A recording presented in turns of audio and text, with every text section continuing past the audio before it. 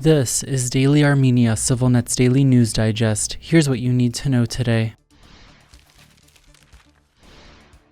Armenia is a country with the rule of law. I do not make decisions about who should be arrested and who should not be arrested. That's how Prime Minister Nikol Pashinyan answered repeated questions from the United Kingdom's Telegraph newspaper about Russian President Vladimir Putin's potential arrest on an international criminal court warrant if he were to visit Armenia. It was just one of a number of times in Pashinyan's lengthy interview with the Telegraph published yesterday where the Prime Minister gave evasive or vague answers even when repeatedly pressed to say more. On the issue of the European Union's deepening involvement in Armenia, for instance, Pashinyan reiterated his position that Armenia is ready to be as close to the EU as the EU deems possible, but did not give any further clarification on what that means. Likewise, he refused to give any concrete evaluation of the status of stalled normalization talks with Azerbaijan or his view on the likelihood of another round of conflict in the region. When asked if he trusts Azerbaijani President Ilham Aliyev, Pashinyan responded only, "I trust in God." The Prime Minister was, however, more forthcoming on the issue of Armenia's defense ties, insisting again that his administration's efforts to seek other arms dealers are not aimed against Russia. Needless to say, our security relations with the United States or France or India or the European Union are not directed against Russia, Pashinyan stressed. We have not and are not discussing NATO membership, he added.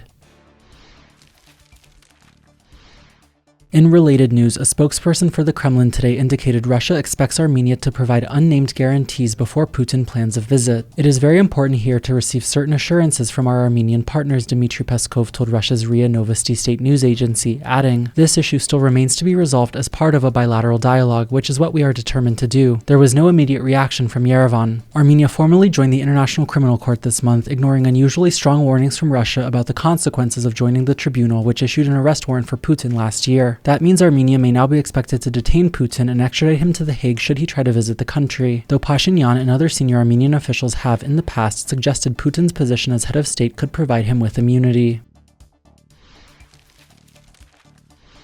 In other Russian news, Moscow's ambassador in Baku has accused Armenia of dragging its feet in ongoing normalization efforts with Azerbaijan, telling Russia's Izvestia newspaper that the Armenian side is delaying the negotiations. The Karabakh issue is finished. Azerbaijan is determined to conclude negotiations on a peace treaty very quickly, Mikhail Yevdokimov said today, adding, "We are ready to provide a platform in Moscow for this." Continuing, the diplomat indicated Azerbaijan and Russia are currently in direct negotiations on the future of Russia's peacekeepers in Nagorno-Karabakh, whose initial mandate is set to expire next year. No other details were made immediately available.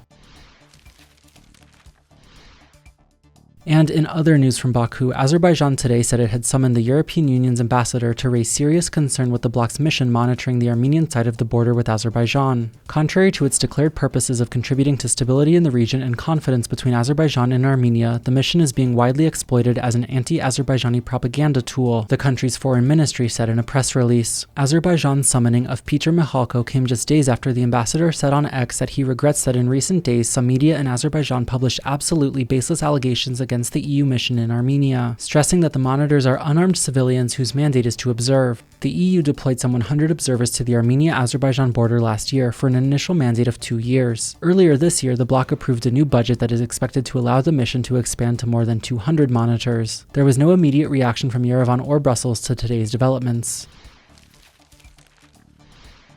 And finally, the CivilNet number of the day is 8.8. That's the percentage of Armenia's electricity that was produced with solar power last year, according to the latest figures from the government statistics agency.